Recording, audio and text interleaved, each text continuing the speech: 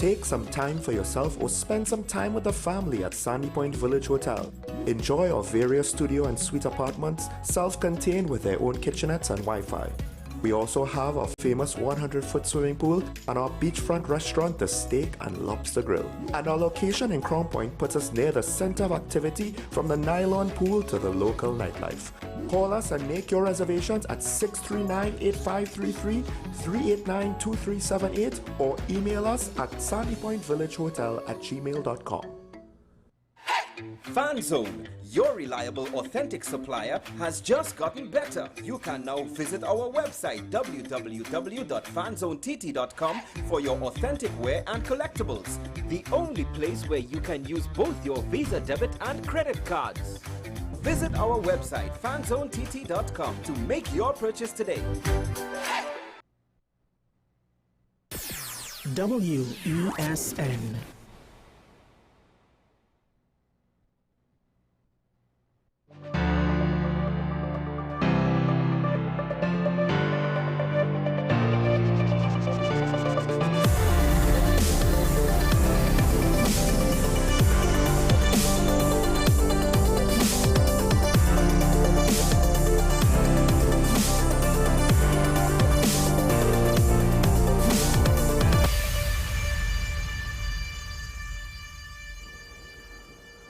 How do I feel about my country and how does my country feel about me?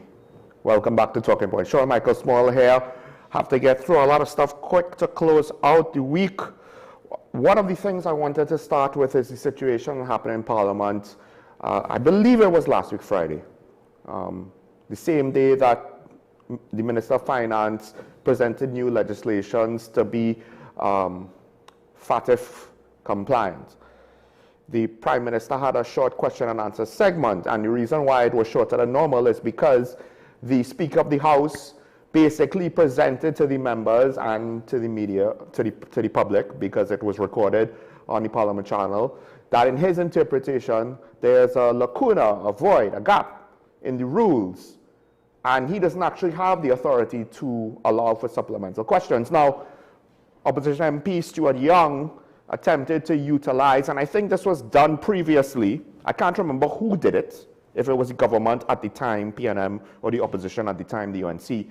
But I do believe this was referenced before in the last 4 years, that if there is anything wrong with the standing orders or the procedures of Parliament, you could look to the Parliament of the United Kingdom and to some extent, don't quote me, I'm not a legal expert or a parliamentary expert, but you could look to the UK Parliament and follow their precedents, right? But basically the Speaker said, I don't think that applies there, or I don't want to apply it right now. I want further clarification. I don't like this being open-ended. So he said, let the committee meet and sort it out formally, rather than relying on a clause to say, in case you have questions, refer to what might be done in another parliament. It's, in a way, a hell of a thing to do when you're a republic, when you're independent, when you have your own constitution. You have it just in case you have a critical thing that needs addressing now. But if it isn't critical, should you be looking to see, well, just because England does it, do we do it? Now, to be fair, we use the Privy Council as our Court of Appeals. So, Opposition MP and Chief Whip Marvin Gonzalez, now, he is concerned about it, but I would argue, first of all, I don't necessarily think and I don't know to what extent the opposition could have fought on this issue more, but I get it. They operated under a precedent to some degree last time, and now it seems like it's going to change. But here's the thing. First of all, depending on how it's debated,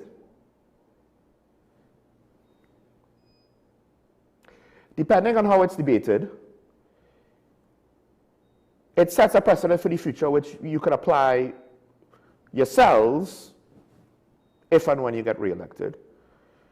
More importantly, why not just agree with the Speaker and formally settle it? I understand that there's concerns that this is being done to shield the Prime Minister from follow-up questions. But the minister himself, the speaker himself said he doesn't think that there is a lack of redress avenues to facilitate whatever it is that the question segment or portion of Parliament is supposed to provide. There's the Freedom of Information Act, among others. I think to the opposition, they would have preferred to put the Prime Minister on the spot, which written questions and Freedom of Information requests wouldn't necessarily have allowed. To what extent is it gamesmanship? To what extent is it valid? I do think the Prime Minister is perhaps, this is to some extent what the UNC did or what she did while in opposition. Some amount of protections and limitations to access, which is why I said one of the things that I will appreciate of Dr. Heath Rowley was when he had a press conference, when he had a public appearance, generally speaking, election night, whenever, he takes questions.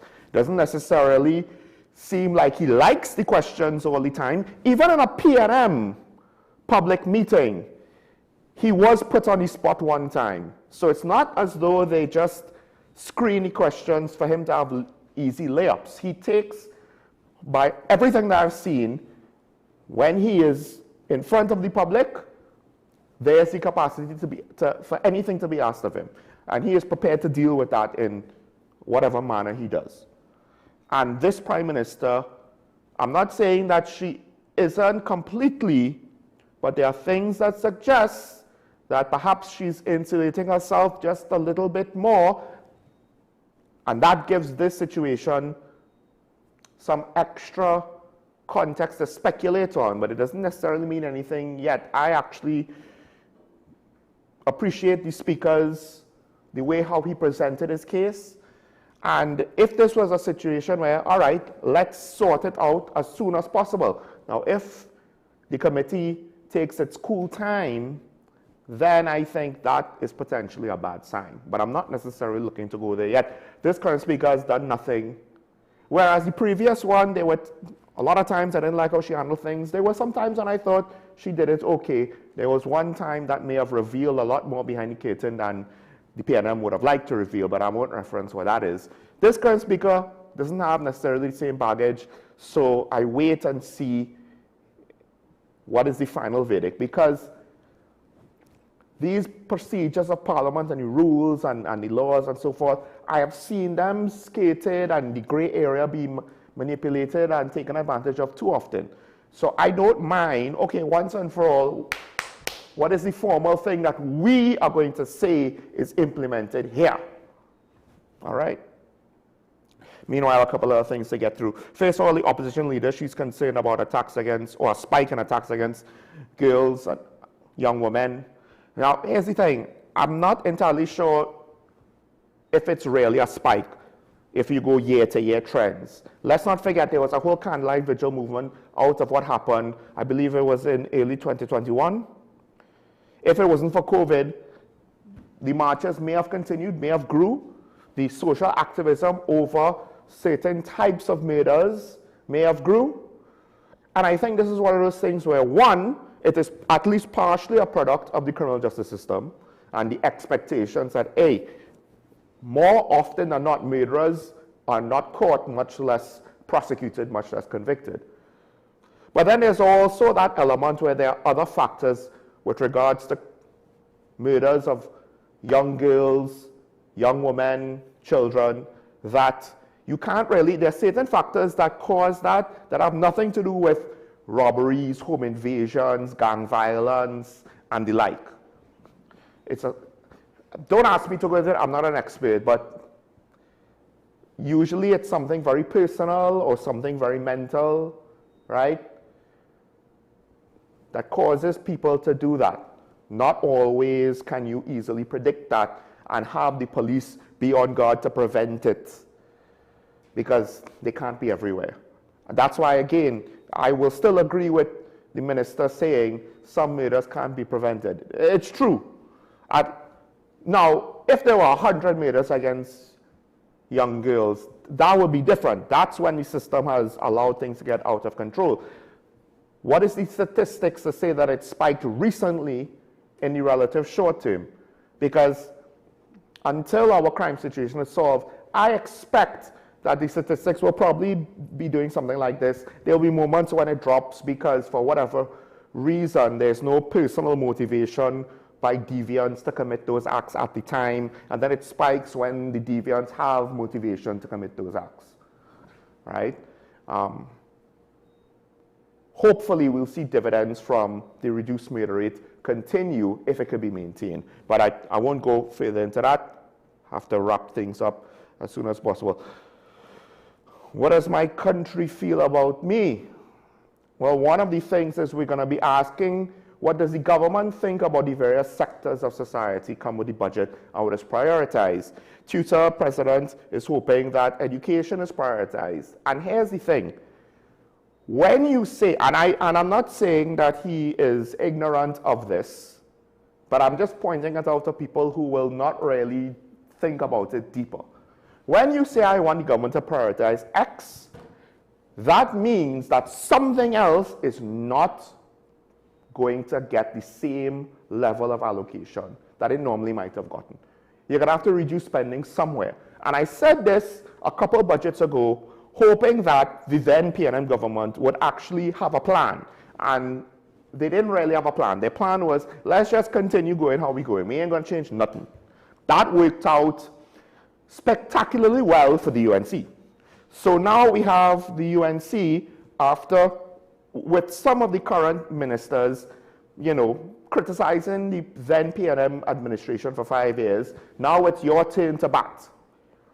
And I do want to see, at the very least, this is what I want to say at the least, you don't just do the norm and you say, this is what's critical right now in order to solve this problem, and this problem. Education can be one of them.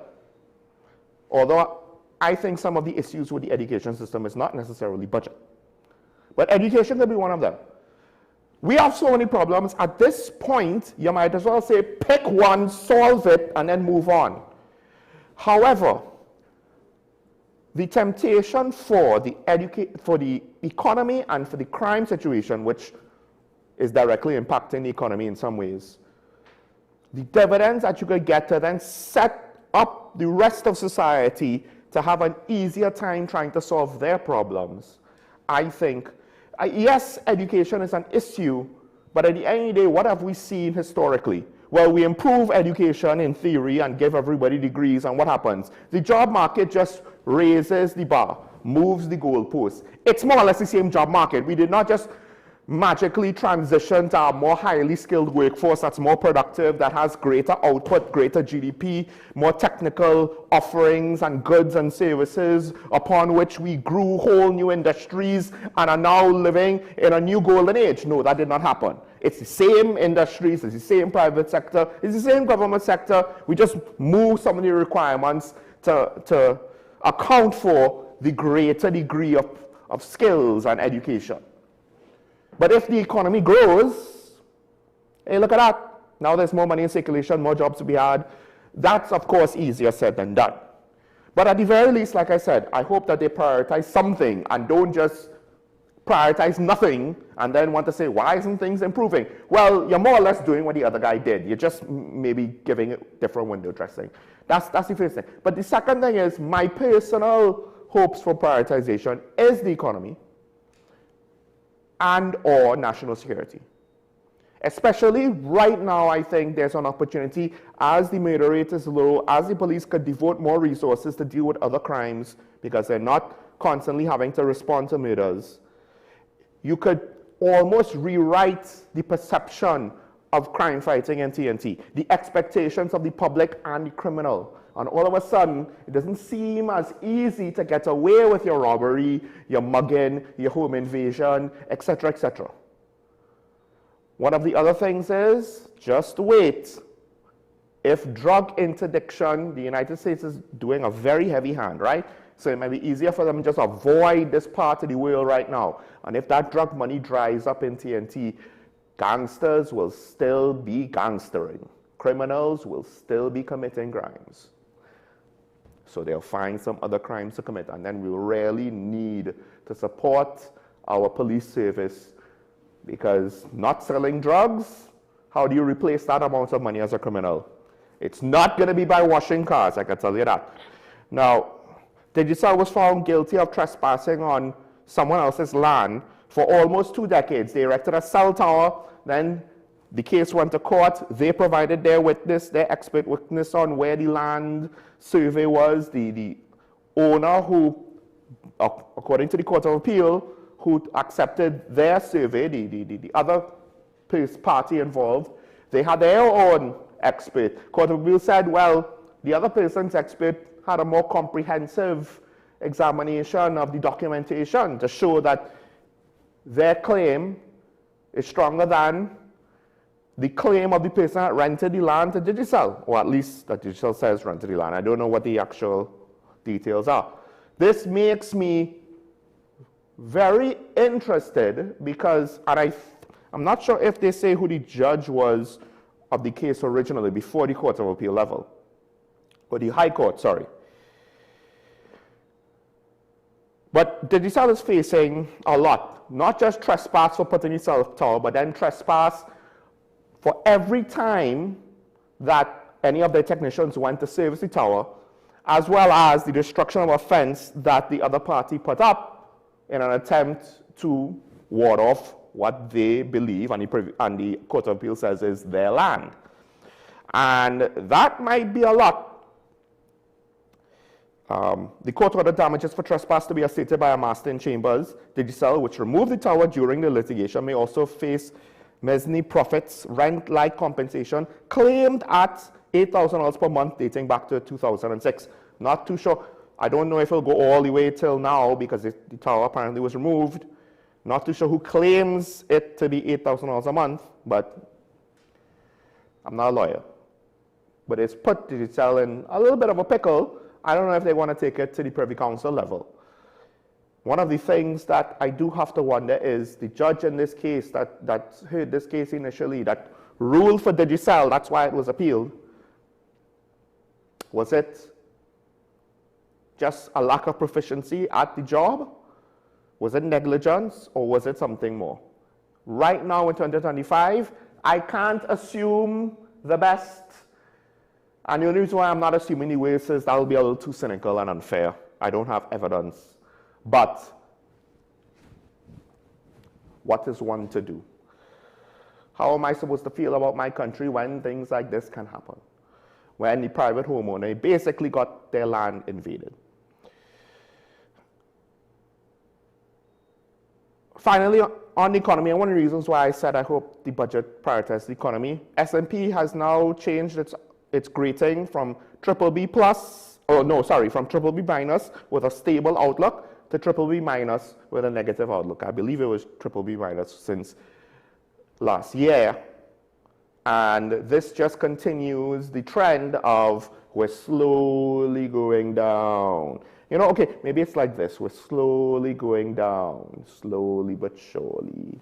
What will it be like next year if things don't change? What I find interesting is, this is according to the Newsday, this is what the Minister of Finance said. S&P's affirmation of TNT's investment grade status reflects the country's long-established democratic institutions, economic stability, favorable external profile, and buffers. That just sounds a little too positive. He did, however, then go on to say, S&P has revised the outlook from stable to negative, signaling the need for reforms to enhance fiscal sustainability and improve economic diversification. Now, I hope someone in the Ministry of Finance explained to him what diversification actually means. It does not mean strengthening your already existing industries. It actually means getting new industries, hence it's more diverse. But I do wonder if some of the reason why former Minister of Finance Cormibit was just a little too positive all the time is because maybe there are technocrats there saying, well, you have to be positive, you can't da-da-da-da-da-da. And while that's fine for an economic expert, politically speaking, it's not always, sometimes it's the correct course of action, not always, because when we could see the ship is slowly sinking, I don't need you to tell me, everything's fine, we're not sinking at all, and we don't need to go to the lifeboats right now. Everything's fine, nothing to see here, go back to your room. Now, apparently there's hope for some sort of deal with the Saudi Arabian energy giant Saudi Aramco. The thing is, I don't think any details of what that deal might look like has been told us. So it's similar to the, I think it was the TSCT new pension plan, the one plan, because we took two plans and put it into one. So we named it the one plan. That's just great marketing there. Granted, it's premature. You can't just necessarily give us details just yet. But why? There's a point when we are so accustomed to things not working out, you trying to have this low-hanging fruit. Oh, look, we have a new deal. Let's celebrate. Well, until we actually see something implemented, how about we don't? You know what I mean? That's like saying we're going to have a party, so let's celebrate now before we actually have the party. That's like saying having a graduation party before you actually graduate. Maybe let the kids graduate first, because you never know which one might actually not succeed for whatever reason. In part, if you start to celebrate too early and you assume things are going to work out, you might pull up on your effort and fail at the last moment, not because you're incapable, just because the lack of foresight. All right, let's take a break. When we return, we'll welcome retired Inspector Ashraf Ali. Stay tuned.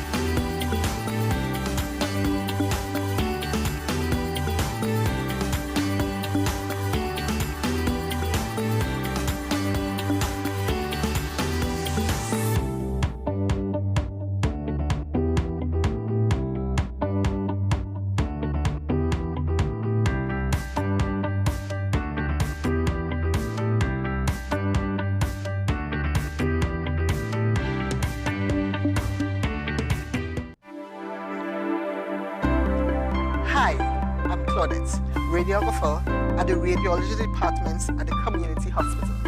We offer high-quality service with state-of-the-art equipment in X-ray, ultrasound, CT, and mammogram. Come, our friendly staff awaits you.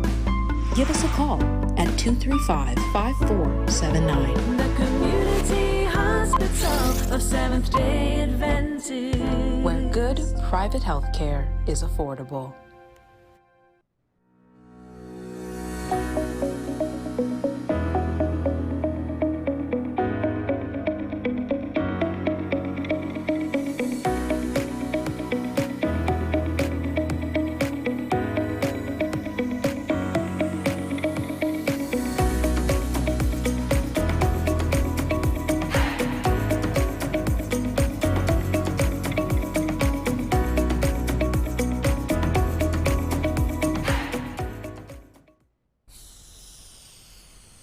If these walls could talk, they'd cry uncle.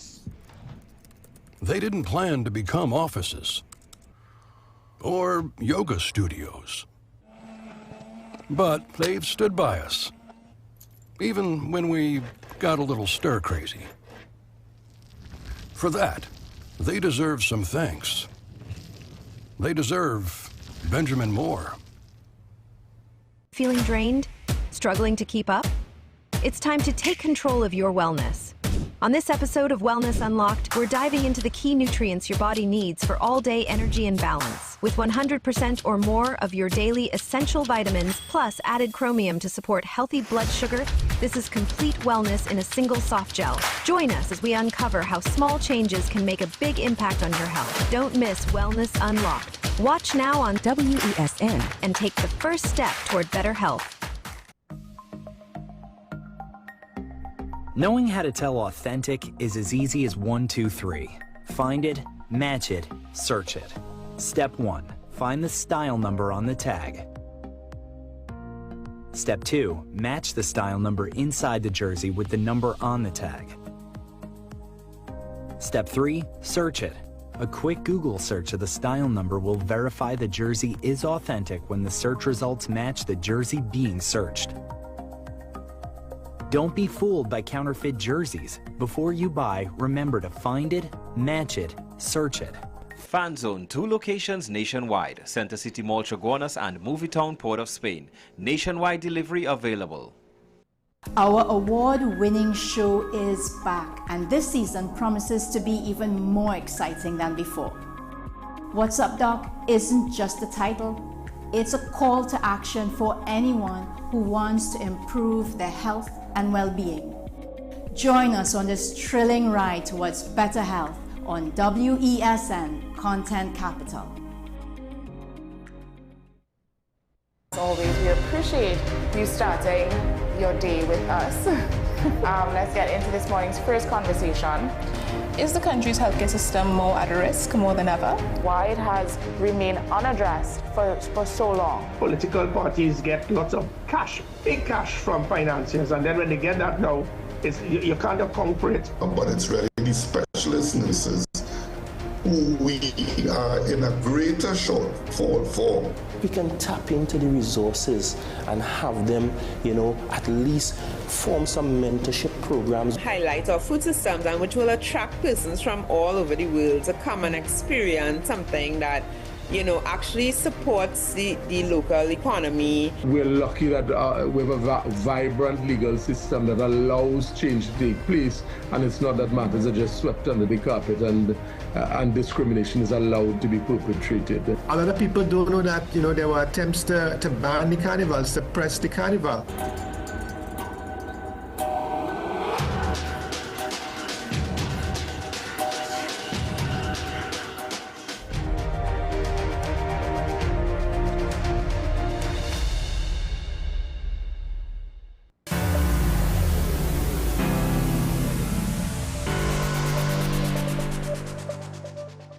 I'm back here on talking about the WSND Content Capital Show. Michael Small, joined by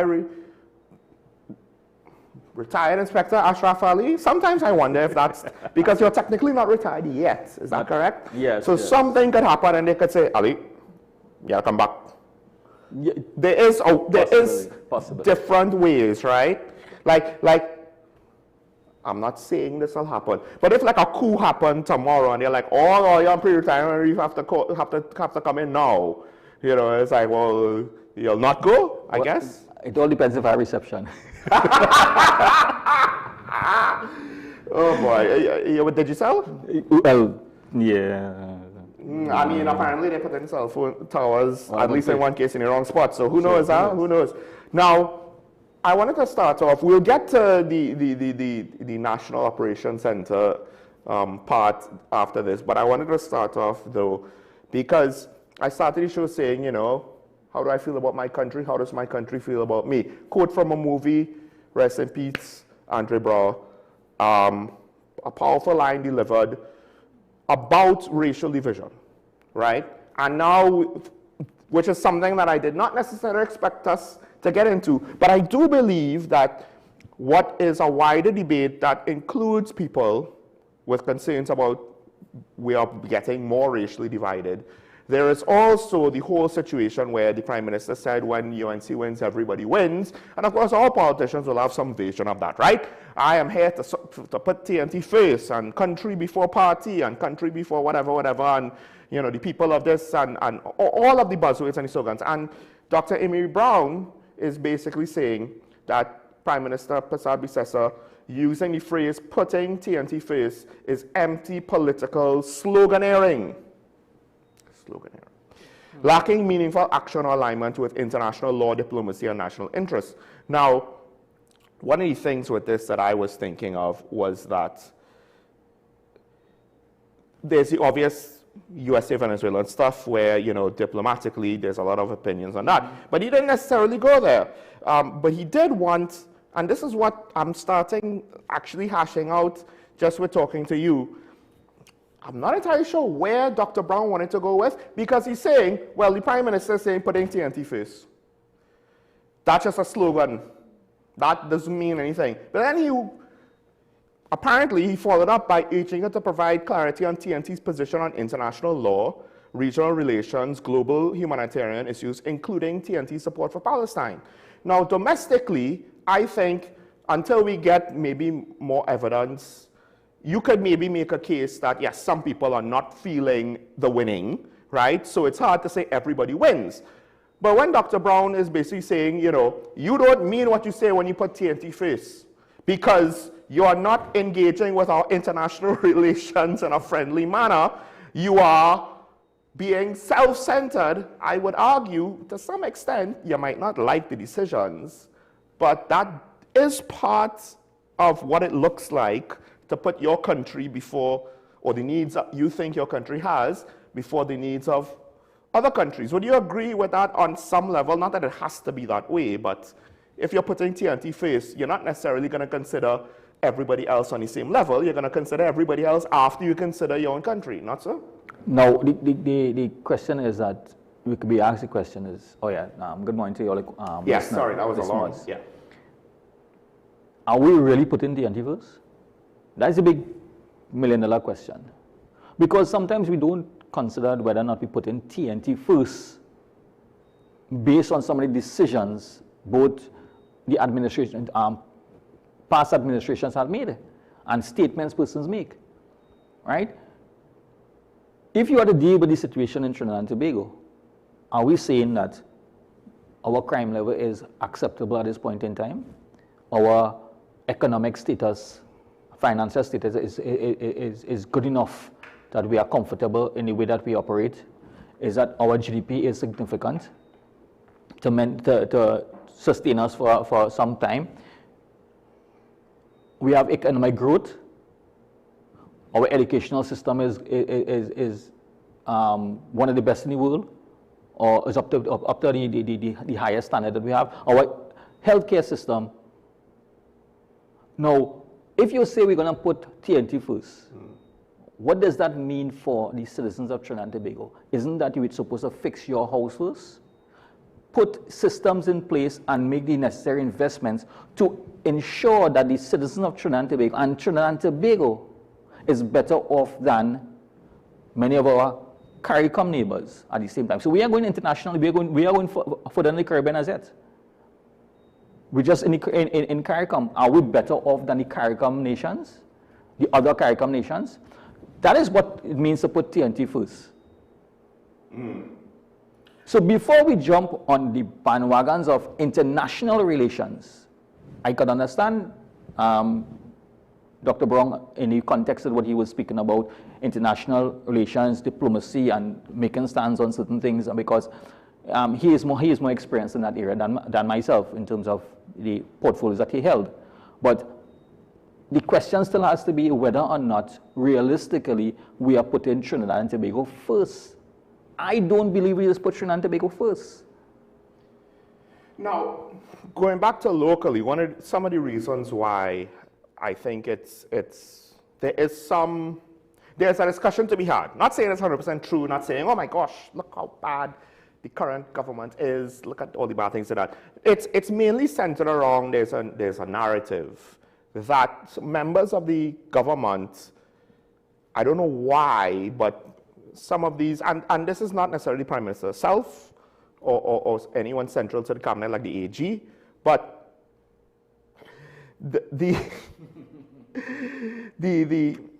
some of these statements that you got, which the way how it's framed, oh, I mean it, it's my personal opinion, right? And it's very off the cuff. But when you kind of think about it, you somewhat doubt that what things like Dr. Mayhew said with regards to Eric Williams and the history of the country, and then what Philip Edward Alexander said, you kind of doubt that this is just in a vacuum or we just randomly say these things.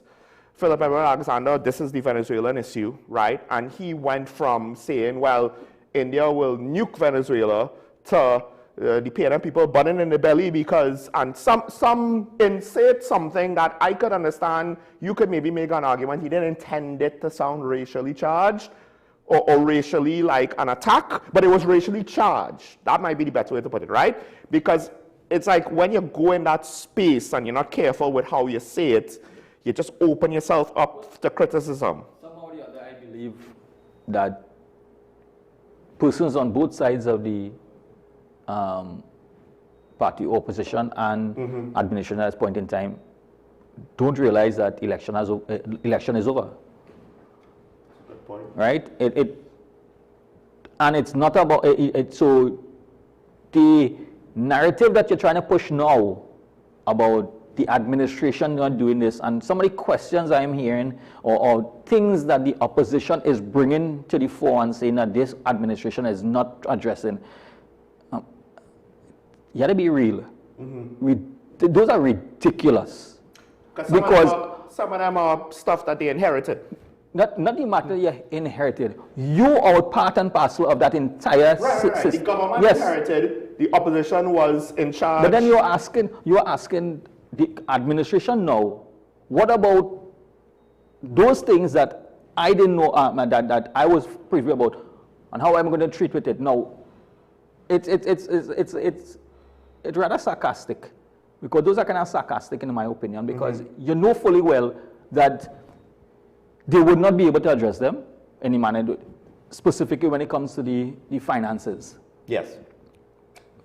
Fully well, the previous administration did in fact continue to tell us on every budget where we are, whether we're having some challenges, and the outlook might not be as good as it was. We have to look for the future, and later down the future. But did you ever get a sense that anything was changing to imply later on in the future there would be anything? It was just getting worse and worse, because there was no, in my opinion, I wasn't getting feeling of transparency or of persons actually telling us what is really taking place. Now there's a change in administration. Historically, we know when administration change, the next administration comes in and highlights all the challenges that the previous administration have, with an understanding that, listen, we can't do everything that we want to do because of the previous administration. There's a little difference on this administration, at this administration in this period, in that you're getting some explanations why, as opposed to blame. Even though they say they will fix it, the question is, how will you fix it? Is it going to be a quick fix? Is it going to take place in the middle of the entire term? We don't know. But there are persons who keep on calling and asking how you're going to fix it. I can't fix something if I don't address somebody's concerns and then try to manage it. This budget is going to be very interesting, because I know before you show you spoke about prioritization of the areas. And I am saying, when you look at prioritization of the areas, this is where we will be able to consider whether or not it's Trinidad first. Because some of the things that need to be dealt with, we have to put them in order of priority. Now, we might have order of priority not in a numerical system that we have 1, 2, 3, 4, 5. You might have an area and prioritize within area. So crime, within the crime, you might have a prioritization in crime, prioritizing health, prioritizing in the education system. Some area will not get all that it is required, because we have to revisit some of the spending and the reallocation of funds. When you're doing prioritization, it depends on what and the extent of how you want to prioritize. You cannot say that I'm going to put everything in one basket because that is my main priority. But the flip side to that is, and I feel all too often, people have a plan. What's the plan? Well, there's a list of things. Well, to me, that's not a plan. That's a list. To take a list of key areas of issues and to then a plan, you have to prioritize them. Right. Right?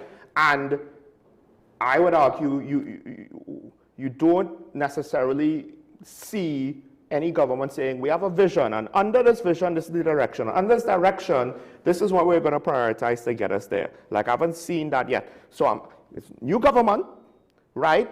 And it's not necessarily partnership, but it's some of the same people, the same prime minister, and it's people. Here's the catch when you get outsiders that have experience though in politics and in governance.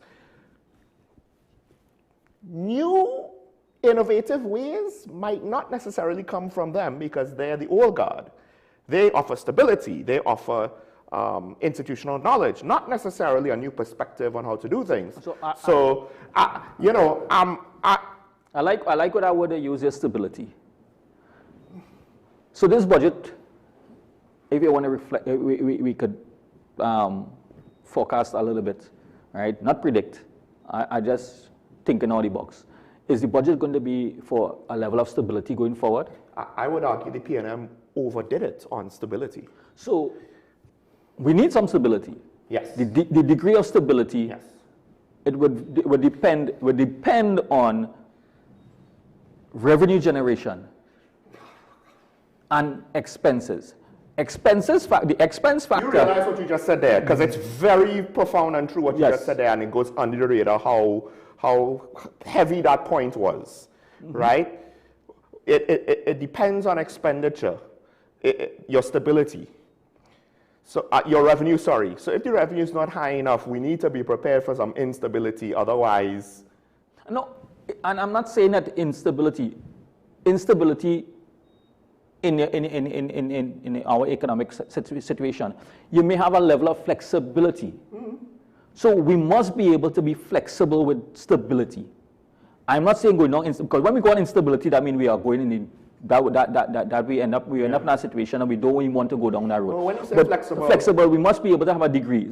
I'm just using it from this way. We must be able to say that there's a level of flexibility that we could with our stability, we must be able to have a range and say, okay, listen, just to use some figure, just a figure. And it's not.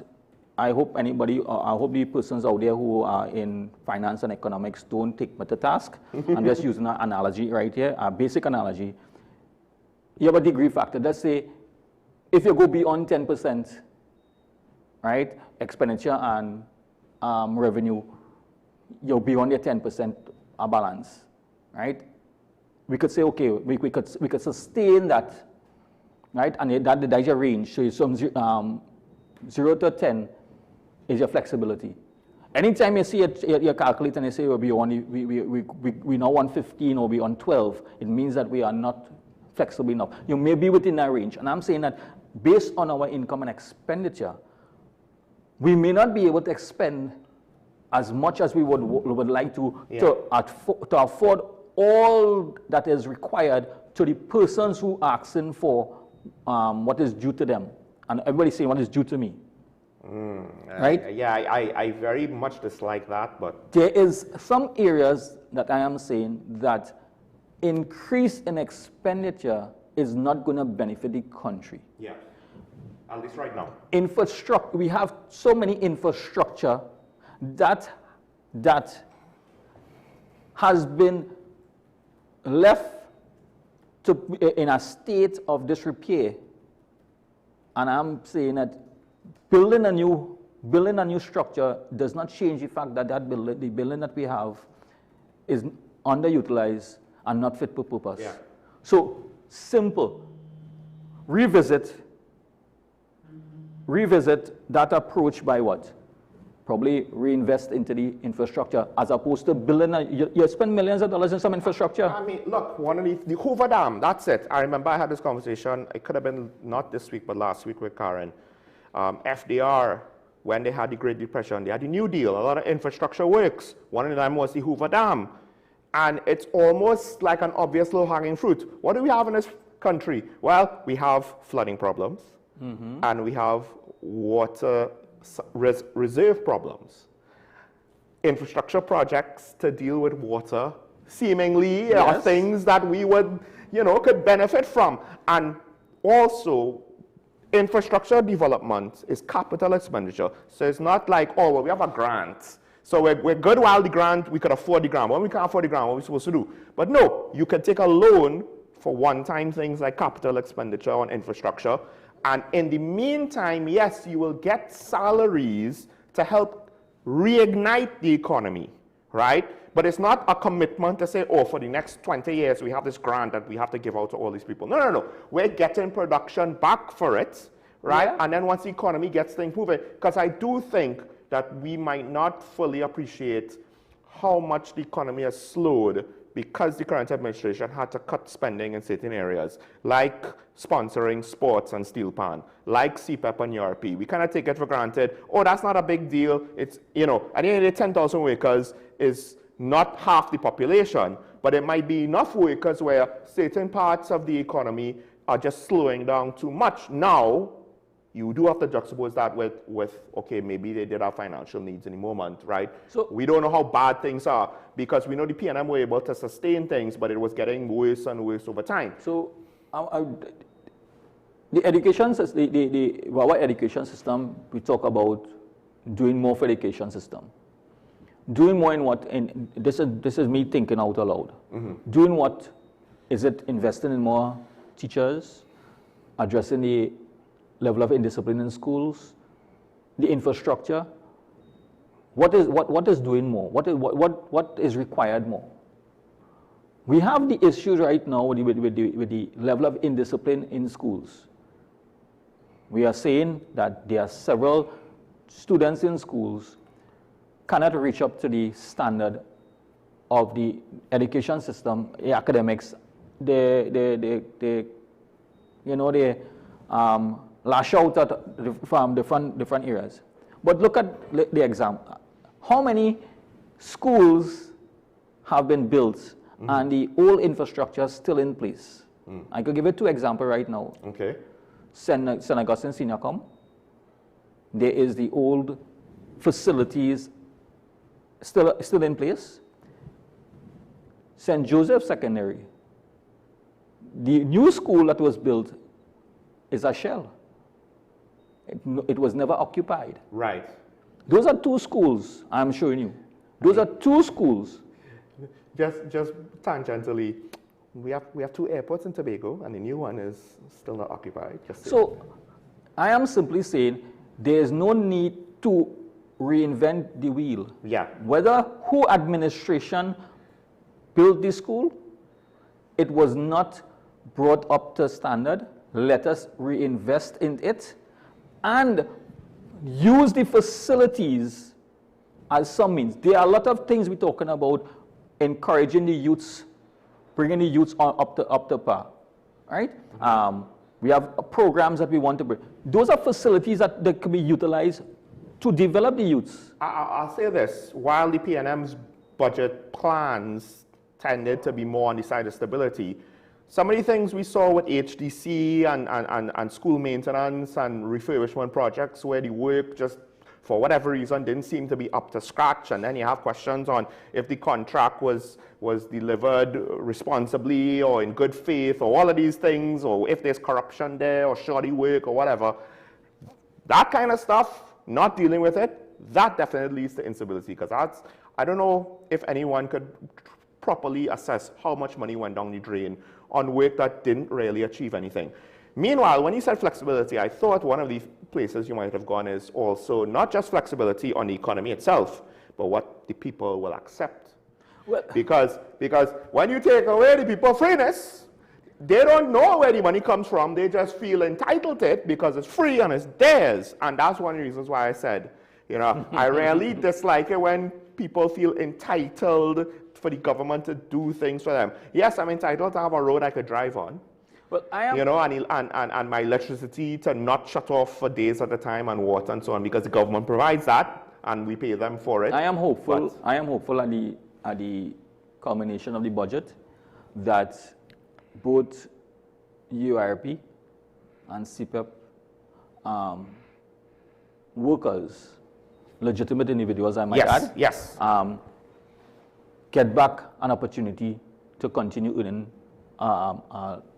lawful income. Mm-hmm. They do, in fact, do a good job, right? They have been doing... The ones that work. Yes, the ones that work. They provide an essential service to us. I mean, I don't know about you, but there are times when you drive around Port of Spain, I'm not the only person that could use a haircut. Let's just put it that way. Exactly. So I'm saying that after the budget, I am hopeful that these individuals and that the administration address the inconsistencies with the contractual arrangements and whatever thing that they have identified, and they could go forward with this, because at the end, because the lower end is not the ones should be facing the brunt, right? But we have to address what was highlighted and the inconsistencies and that was brought into the fore by this present administration, and I am hopeful that it will be addressed. Because if it is not addressed, then we have a body of individuals who are still looking for jobs, and then we have the issue now whether or not we have to go back to where is it TNT first, because we have the issue with our next door neighbors, and many of them are here doing the jobs that our locals sometimes don't want to do. Must be fair. I have to be fair. Although I do think that's a question that is partially the blame of the direction of the country leadership and how we set our expectations for ourselves. And so some workers, some persons don't want that job. Yeah. Some employers don't want to employ our locals because they have to pay certain, they have to pay the appropriate taxes and the right? But they will hire the nationals, the illegals, because why? It is easier. Straight salary across the board. Nobody questions. I'll say this though: you always run the risk of being raided by immigration officials. That has happened to one business in Tobago one time. I don't really remember of any other time. But generally speaking, what happens is, of course, there are businesses who are very well aware of this fact. If you base your workforce on illegals, you could lose them all at once. But what ends up happening is when the locals, it's a vicious cycle. If the locals don't want to work, then you're like, okay, so then who do I hire? So hopefully you find those who have legal status that are willing to work. So then, at least you don't have that worry. And so it is not about blaming one side of the, and this here is a multifaceted in terms of how we deal with it, because everybody has play a role in how we address this. So I'm not blaming any of the immigrants for coming looking to earn an income. They have their situation across in Venezuela. They came across here, they're trying to get a better life for them and their families. They're willing to make sacrifices. Those sacrifices, I am saying, are we in Trinidad and Tobago willing to make those type of sacrifices? Because some of them don't want to work for minimum salary. They're of the opinion, because I am a Trinidadian or Trinbagonian, and I support a political party, I am also entitled to much more than the other party supporters. That has a good, that doesn't make any sense. It does not carry us anyway. That racial divide is only making it more difficult. I fear politicians are too close. They get a very skewed view of what goes on in the country because they're only hearing the loudest voices, and some of the loudest voices are those voices. Yes. Those voices, some of the loudest voices are the most vile voices, things that I just hope to never see, to be honest. I actively ignore. I don't believe that we have a significant racial divide in Trinidad and Tobago. A significant racial divide. It is there. I believe our divide is much more on a political line. Yes. The politics drives racism. Right? Yes. The ugliest racism, that's public, not private. It is not racial from ethnicity. Yeah. Significantly. It's more political. Yeah. That but they use the racial ethnic words. That's what I say. So it makes it worse when it's from a political perspective. Now, the last thing, I want to wrap this up because we do need to get to the National Operations Center.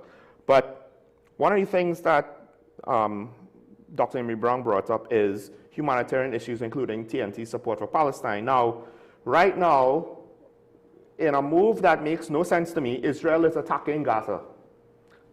I don't know what they intend to accomplish.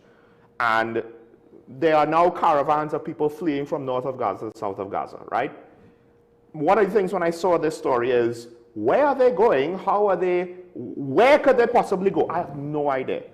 This whole situation makes no sense. So, as someone who does believe that at times the rest of the world should intervene, this is potentially one of those times. But here's the thing. We are Trinidad and Tobago. We don't have enough boots on the ground. We don't have enough political sway. We don't have enough economic power. We don't have a good negotiating position. We don't have relationships with Palestine or Israel or anybody else in the region. We are Trinidad and Tobago. You know what we do have? We have people in Syria. Mm-hmm. So we have people stuck in a refugee camp for, I don't know how long it is at this point. Years, yeah, a couple of years well. Now, if we fear that the young men there are now being radicalized because of their experience, right? Because of what was done to them, and we fear now that they will hate the whale and hate the West and hate us and whatever, whatever. I would argue that is a product of, well, we took so long because when they were there in a camp that looks not too dissimilar to what's going on in Palestine, right? We kind of ignored it when they were children, and now some of them are not children, some of them are teenagers, some of them are adults, right? Putting TNT first, at the very least, when other nations took back their people, and again, the kids didn't go there and as child soldiers and picked up AK-47s. Now we've reached a point where it's a bigger problem than it was before. And I don't know, like, it is harder, to what degree I can't say. It is harder to say, oh no, if we accept them back now, everything will work out, right? It's more complex than that. But we've compounded the complexity by letting it fester for so long, I would argue. There are many areas that you have to consider with that circumstance. Mm-hmm. Individual perspectives, religious perspectives. Yes. Trinidad and Tobago is not an Islamic state. Yes. Good? We have persons in Trinidad and Tobago who is not in support of what is taking place in Palestine. Yes. It have persons in Trinidad and Tobago who is in support of Israel action against Palestine. Are we taking a stance on Trinidad and Tobago? What is Trinidad and Tobago's stand? Supporting Palestine or supporting what is happening against Palestine, or supporting what the context in which Israel? Well, you put it succinctly, because Israel is supported by the U.S. and we're supporting the U.S. with Venezuela, but we're not supporting the U.S. with Israel-Palestine. Which is fine. I just need an explanation. So we are in the same position as many of our CARICOM partners, as well as other countries in the world, who is not in support of or in support of either party. But because of their status in the global scheme, they don't have weight, they don't have any say in UN. And when you look at who is speaking in the UN, after all is said and done, what is the final outcome? Mm-hmm. United Nations, it cannot even address some of the concerns, but Trinidad and Tobago could only say and voice our support. Voicing our support, just like everybody else in the world, that's all we are doing. Would that, to some extent, I mean, granted, smaller nations like the Caribbean, groups of nations in Africa, they could form voting blocks for certain UN actions that has weight, but it's limited to that sphere. At the end of the day, the Security Council, Russia and China veto whatever they don't like. The United States, they veto whatever they don't like. This is done on both sides of the equation. So we have some as a bloc, but at the same time, are we really a united front, or is it just politically expedient because we have things on the back end that we might want, and we'll more use these issues than actually champion these issues? And a lot of what we say about these issues at the end of the day really and truly is empty slogans when you get down to it. Are we going to voice no opinion? We're going to voice our opinion in the condition of, or the situation and the condition of our Haitian counterparts? What about beat them? we have, and I wouldn't even go down there because there are other areas, but I'm saying... Yeah, you could go say that for a lot of areas in the country. We could voice our opinions as a country or as individuals or as a group. But that's as much as we can do when it comes to what is taking place. Because Israel-Palestine situation didn't happen today. Yes. It's an historical thing, and it is not going to solve. It is not going to be solved immediately. I think not just that. Diplomacy has been tried. At this point, I'm pretty certain the international community just saying things does not matter on this issue. So TNT prioritizing its stance and its diplomatic relations on this, what is that actually, what are you trying to accomplish? Are we going to the UN and going to the member states to say, no, let's really try and do something here? Or are we just being like a lemming and we want to be with the pack? Because here's the thing, if for whatever reason the world disagreed with Palestine, so what politicians here be saying, let's disagree with Palestine too. You know, the old people have a saying that when your neighbor house on fire, throw water on yours. Our neighbor house is on fire, right? So let us throw some water on ours and keep our situation as stable as we can, right? Because we don't have to go in the Middle East. Yeah. We have some situations that is brewing, right?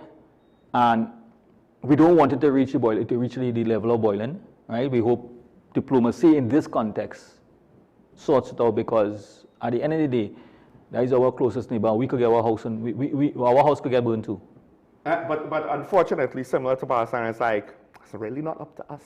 And that's what people need to understand. It's really not up to us. So we technically in a rock and a hard place from a diplomatic perspective. I'll say this: the Prime Minister, seemingly being on the side of America in this, at the very least, allows us to engage with them to say, "Oh, wait, what you're doing here? You know, this might be bad for us. Please don't do it." Sometimes I am saying that. Not that it's guaranteed to happen.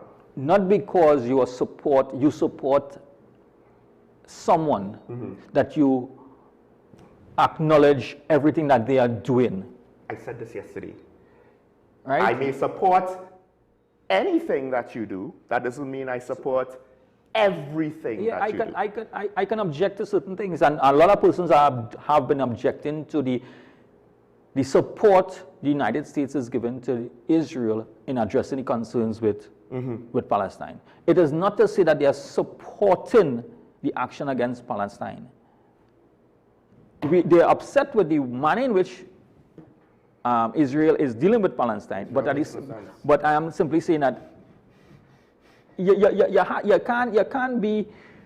You have to know this is not an easy situation in any diplomatic format. I generally support Israel defending itself, and with that said, I will say Netanyahu jumped the shark on this one. I have no idea what he's trying. Like, there's no way to wrap this up as, oh, this is defensive. And that is one. So then you there's no way. So then you go with, you're defending your state, you're defending Israel and your citizens, but the extent of your defense, your use of force, we're going way beyond the extent in which you want.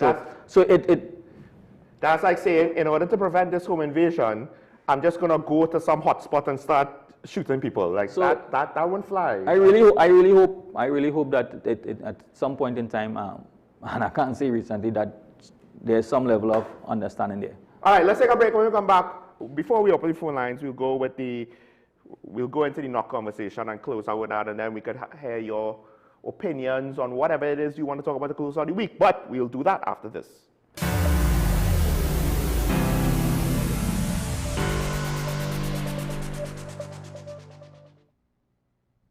SM Group International Limited, your solutions partner for the latest innovations, brands, and competent staff to meet your needs.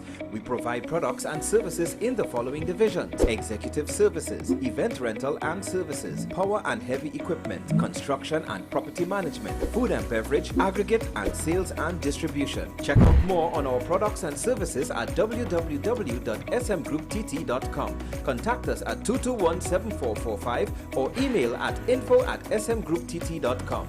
We are SM Group International, your solutions partner. Low energy? Heart concerns? Migraines slowing you down? It's time to take control of your health. Join Wellness Unlocked, the series that brings expert advice and real solutions for a healthier you. In our latest episode, learn how Jameson CoQ10 can help support heart health, boost energy, and even reduce migraines. Get the science, the stories, and the steps to power up your health with CoQ10. Don't miss Wellness Unlocked. Watch now on WESN and start your wellness journey today. Pastor J, I want to get a tattoo. You really respond wanna to me. Respond to me. How you would respond to me? The first question I'll ask is why? Controversial taboo topics. We get so consumed by church, we forget that we have to live the life of being a Christian outside of the Sunday. Like you say, we think going to a service makes us a Christian. Exactly. Yeah. Right. Right. So here we are about to hear the second time Pastor J wanted to take a tattoo. Would have been late last year and early this year. Oh gosh. Hope Unfiltered podcast with Pastor J and Ren.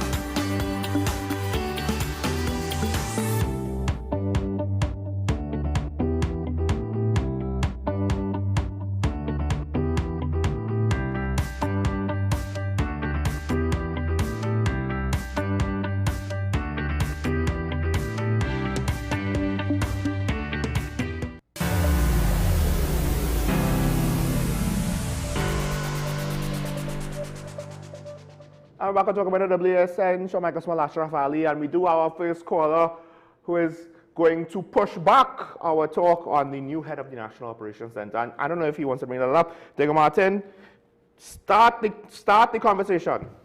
Yes, Sean and ASP SRS, good morning. First of all, let me do my, as I say, my Boy Scout duties to big up the acting Prime Minister. And I've heard that they say she's a clone of Jack Warner with respect to her work ethics. I will juxtapose that to what I'm seeing with the opposition MPs. And I'm going to say they are, a lot of them, and I'm not going to call them out, it have 13 of them. The majority of them apparently has enriched themselves, allegedly enriched themselves at the expense of taxpayers.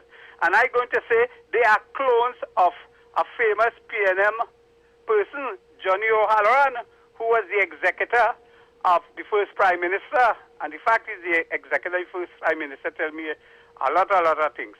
But more importantly, I want to talk, a lot of people have been saying it, the words that have come out of our newly minted Commissioner of Police, Mr. Guevara, who I am supporting wholeheartedly, when he said the opposition appears that they would like him to fail. That is a scathing attack on the opposition and its member, they have to come back and show the man is wrong, because the man said he has been in special branch in 1998. He has experience juxtaposing and interfacing with a lot of the American law enforcement agency, DAE, FBI, ITF, etc.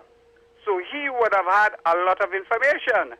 And I'm going directly to the 2022-2023 report out of the Americas, the state organization in America, where they say a lot of government officials are complicit with respect to human trafficking and might have been linked to a number of those things. And I am saying the fact that he said they want him to fail, that is the opposition, which is the PNM, tells me he knows a lot more than he's telling us. And I want to say the choice of Johnny Abraham as the head of the NOC. He's a groundsman. Like works well with like. Guevara is a down-to-earth, strategic, operational, and you have two of the same kind. And I expect us to have better responses. And you've seen rapid responses, something that you never saw in the police for a long, long while. Within 2 minutes, within 2 hours, they're making some headway. I go and have a nice morning. One thing I gotta say, I don't believe the report outlined that it was a lot of senior government officials, just that it was plural. Plural could mean many, few, or it's really just one, but we're gonna say plural because, you know, we're trying to generalize and not point a finger. Because I guess if you say a senior government official, all of a sudden that will cause a firestorm and people will start to speculate on who the individual is and who knows what could happen there, right? You're trying to be general. Johnny was hired by the minister. I'm not too sure if, I don't even know to what extent they'll work together on a daily basis, but I don't know if he had any hand in the decision to hire him as head of the NOC or not. So does the opposition want him to fail? Here's the thing, I think that's the modus operandi, that's the expected behavior of oppositions in this country for quite some time. That's, I mean, let's be frank now, 9 times out of 10, the UNC in opposition basically acted in a similar manner, and I basically complain about it in a similar manner. Then have the tabanka from an election like what we see the current PNM has, hence I'm saying is like they don't realize the election over. So that is one thing that they're doing different. But let's talk about Mr. Abraham at 78 years, 68, sorry. 60, I apologize, I'm sorry. 68 years old, now being in charge of the National Operations Center. What do you make of that? Because he's someone 8 years retired, right? Obviously, he's not going to have the energy of a man in his 50s. So it's very interesting how the whole executive is well under, 60. And here we have the head of the NOC, a retired person at 68.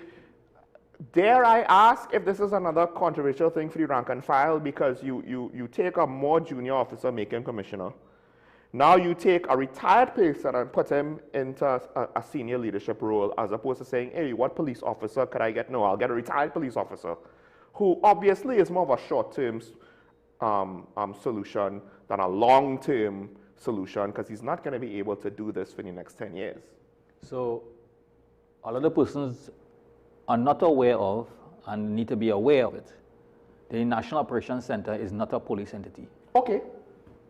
Fair enough. It's not a police entity. It's an entity under the Ministry of National Security that has multiple agencies functioning within that capacity. Normally, would a serviceman, whether it's regiment, Coast Guard, police, yes, whatever, head it, or would it be a civilian? No, it's not a serviceman. Over the years, there were different persons from that fell under Ministry of National Security heading the National Operations Center. But would it be like someone that they would bring in an outsider, or be someone from within the ministry more than likely, with experience in the ministry? More than likely, it would have been a member of the national security entities, right? Like Defense Force. We had Dr. Hira was there. You had former Commander Hira. Hira. Mr. Griffith was there at some point in time, or Roger Best was overseeing it at some point in time. So that's the National Operations Center. Right. Right. So they might have experience in a service, but they won't still be a serving member. But this is under the E999 command system, which falls under the Ministry of National Security also. There are two aspects of it. There is the civilian aspect, which is the call takers. Right. And there is the police aspect of it. Mr. Abraham is not in charge of the police. So we have to be careful in how we say certain things. Well, hold for that, because so we have a caller. I do need that clarified, but we have Sanford on the line. Caller, good morning. Good morning, Sean. Morning. Good morning, Mr. Ali. Morning, sir. Let me see the straight off the bat. Mr. Abraham is that is a classic example of jobs for the boys. As far as I'm concerned, Mr. Abraham is not the best picked to run the National Operations Center. Mr. Abraham did a questionable job running the Central Division. Very questionable job. And those who know, know.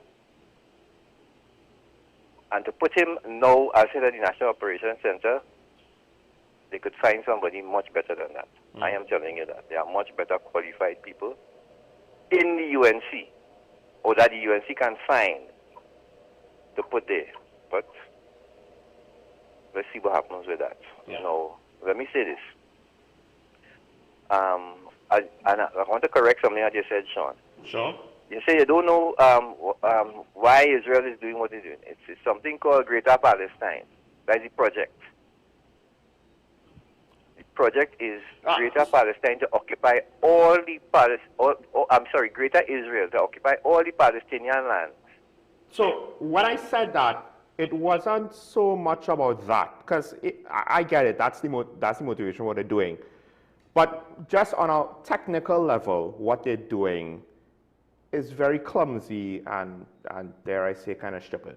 That's what I kind of meant. It depends on your plan. Your plan is to displace all those people and get them to move into Jordan and to Egypt and out of the land. Because you want the land. But here's the thing. One of the things that I don't know how they intend to solve is how are they going to get the people out? Because Egypt closed their borders even more tighter than the Israels close their borders, right? Yes, sure, and there's no land access to Jordan. It doesn't matter what they're doing. You see that crowd that Yes.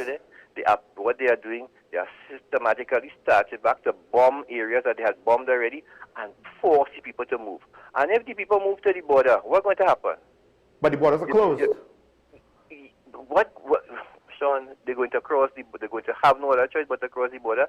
And you think what you call it? You think Egypt going to just bomb and kill Palestinian citizens? I do think Egypt might force the Israelis to bomb and kill. It is about forcing the issue, and that is what Israel is very good at doing. And from a systematic point of view, if you look at it, what they are doing is they are really achieving the objective right now. So pushing them.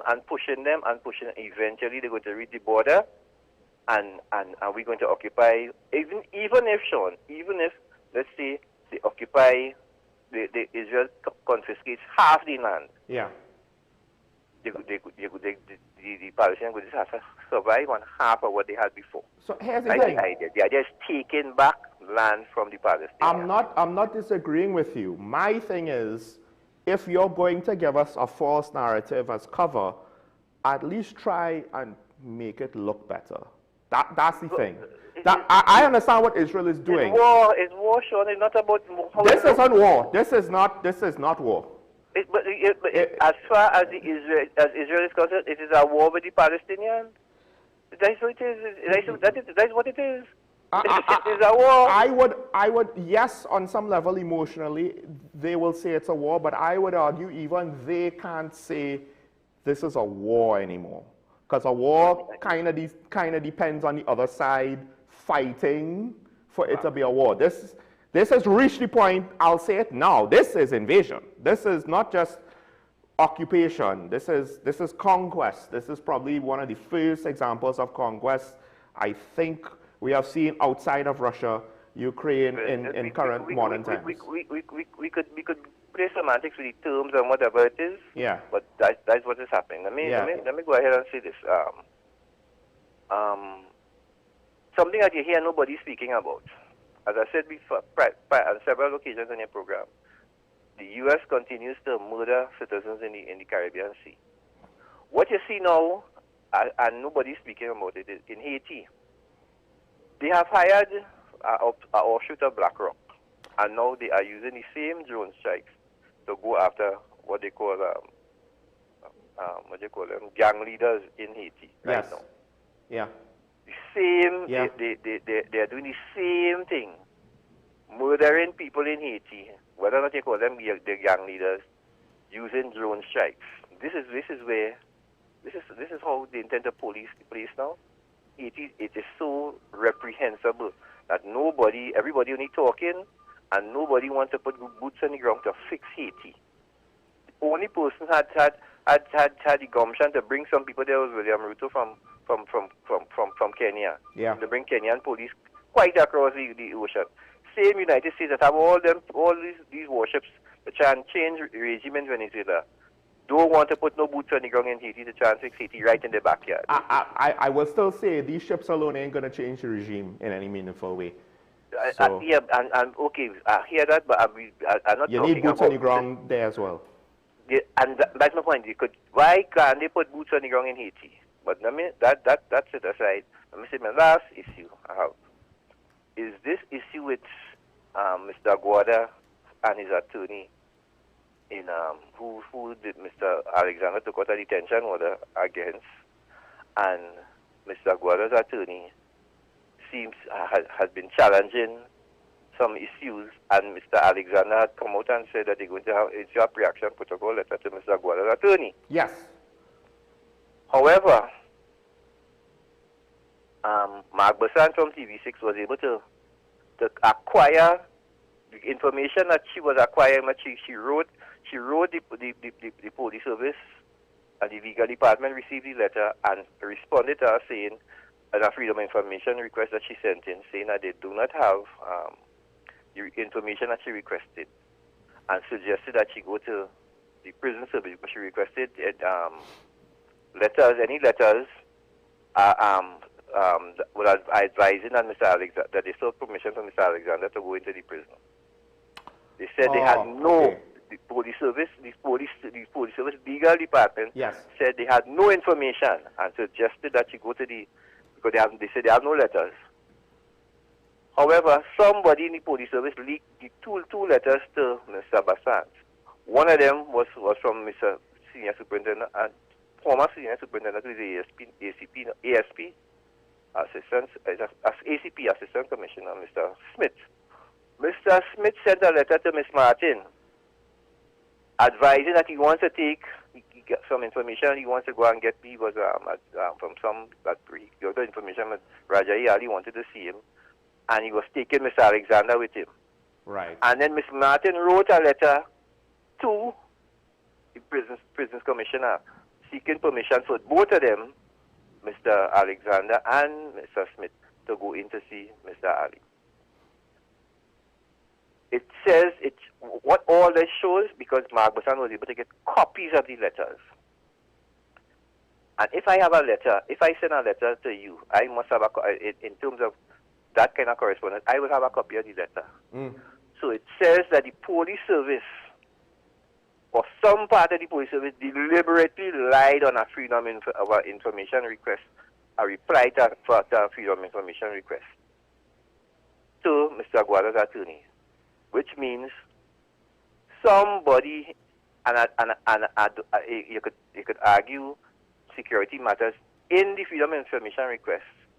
There is between section 25 and section 28. There is enough provision inside there. If they did not want to give the information for them to give, saying that, okay, this is a security issue, and because of that, they can't give the information. But to come out to the attorney and say, we have no correspondence. But they're right. It is a blatant lie. The freedom of information request was to the legal department? Yeah, but the freedom of information request will go to the legal department. It's the police service, but it will go to the legal department. But that's how the FOA operates. All right, we had a wrap. Go to the legal department. We had a wrap, so we'll respond, caller, to that last point.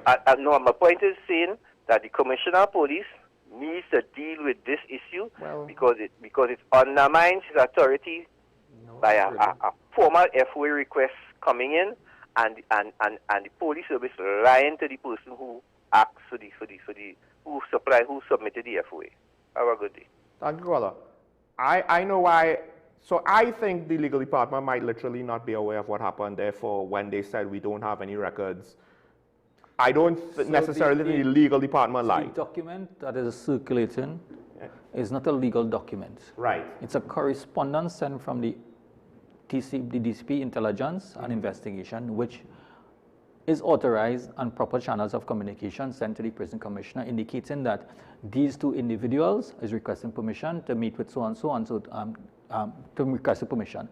They will have additional communication where somebody from the prison will inform them, listen, we are coming on this date to meet X, Y, and Z. That is how it operates. It will not go to the legal department because there's no legal issue for the legal department to address. Yes. It's communication between two entities, the office of the commissioner and the prison. So when they say they didn't have that specific document, they were not lying. It's just that they don't have that document. So the legal department is not lying. And it wasn't misleading anyone. The question that the legal department may have to inquire further is whether or not they will have to do further investigation. That is what legal department now. To inquire whether or not any document was presented or present, any correspondence. And just to be clear, the legal department probably would not have even been aware that it happened, right? So it is a little bit, not fully, but a little bit of a needle in a haystack for them to try and go and sort it all out on their own. I would not say that anybody intentionally lied to the lawyers. Yes. Normally, FOIs have a time period in which to supply the information. If you inform them that, listen, at this point in time we don't have we don't have that information on our records. It does not say that they cannot do further to inquire whether or not there are certain things, right? Now, there were specific things that you asked in the FOI. Right. If you ask me specific things and I don't have that specific information, I cannot give you what you didn't ask for. Right. This document was presented, doesn't fall under the FOI. It's correspondence between two individuals. It is not part of the sorry, let me rephrase. It's part of the, it's correspondence within the organization, but I do not know what they ask for. So it might not have been within the bounds of what was requested. So to say blatantly that it was a blatant lie, and the way it is appearing right now, there was some level of misconduct or misrepresentation of the information. It's not really actually true, right? So there are certain things, so you have to be specific. Yes. No. Many other, like when our people were locked out of the country with the borders closed during the pandemic, and lawyers challenged that on their behalf. From what I understood, one of the reasons why, at least initially, I think eventually became a moot point, but it was failed because of not that the case was bad, but because how they challenged it was probably not the best way. What was also what they presented. What was also interesting is that there's no conversation at this point in time, I am unaware of it, whether or not the prisons authority was asked to produce any information as to whether or not these two individuals did in fact come to. That's the other thing. If he was on leave at the time, I wasn't aware he went with anyone who was not on leave. My first thought would be, well, obviously, if anyone has records of what happened, it would be the prison service, not the police service, because he was on leave. He himself did not have an official capacity, as far as I was aware. And I think in proper investigation, the prison's authority record should have been the first point of contact to verify whether or not he or anybody on that particular point. Then you ask the because I would tell you who he came with. And then you could and ask... you say, oh, an officer came with him? Oh, who is that? And then you could go and look for the correspondence. But it was in this, how I should say, it was it was rather suspicious that you went straight to the commissioner and asked the police service when Mr. Alexander, everybody knew Mr. Alexander was a serving member of the Trinidad and Tobago Police Service just prior to him becoming going into politics and becoming a minister. Also, the commissioner, the current commissioner, I believe, probably would not have been involved in that. And he would not have known all that either. That's one of the things. You kind of have to make a go for that. All right, we have to wrap up. Thanks to the callers. Thanks for Ashraf. Just want to say, yes, what's going on in Haiti? Here's the thing. The gray area of utilizing terrorism laws to go after criminals who they jumped the shark and they start to threaten the state. That gray area, I'm surprised we haven't ventured into it before. Locally, some calls were made to utilize local terrorism laws, right? This is one of the reasons why I'm saying that's a bad idea. Chickens have come home to roost now in 2 parts of the Caribbean region. However, I can't say that it is outright illegal. That's one of the nutty things about anti-terrorism laws. And if gangsters are threatening the state, right? And especially state stability. Especially state stability, like what's going on in Haiti. Do I like it? No. Am I going to outright say it's illegal? I can't. I need a judge. I need a proper examination of the law, of what applies, because not every jurisdiction is exactly the same. So this is one of those things where, yes, I wish that there would be a more active way to deal with Haiti. Boots on the ground at times can make a difference when you know what you're doing and you do it responsibly. And that's why I'll go back to say, Israel and Palestine, we know that no one really cares because no one is looking to actually try to separate the two sides from committing violence. And right now it is one-sided. Anyone actually wants to get in their way and say no, forget a strongly worded letter. That also would need boots on the ground. We're not saying that. So who has the moral high ground on that? In the international community, I would dare say no one. If we could support intervention here, we could support intervention there. Let's be consistent. All right, with that said, 10 questions coming next at 10 a.m. Andy Johnson, don't miss it. Sean Michael Small, have a good day. Have a great weekend. Stay safe. Remember your allegiance to the Republic and to each other. And never forget, it's nice to be nice. Or at least try to, even if you fail with certain miserable people, so that we could see each other next week. Bye-bye.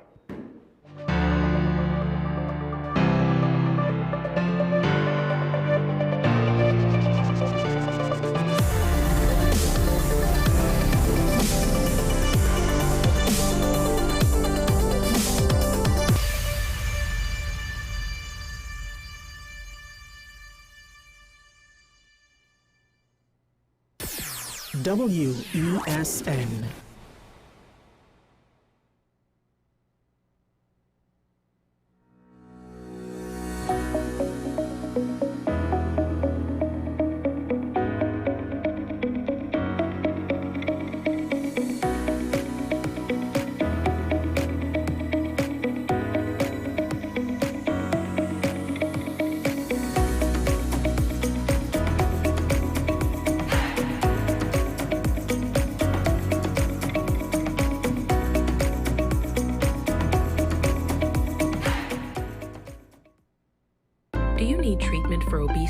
Or any related abdominal procedures? The community hospital now offers minimally invasive laparoscopic surgery done by an American-trained, board-certified surgeon with over 20 years' experience.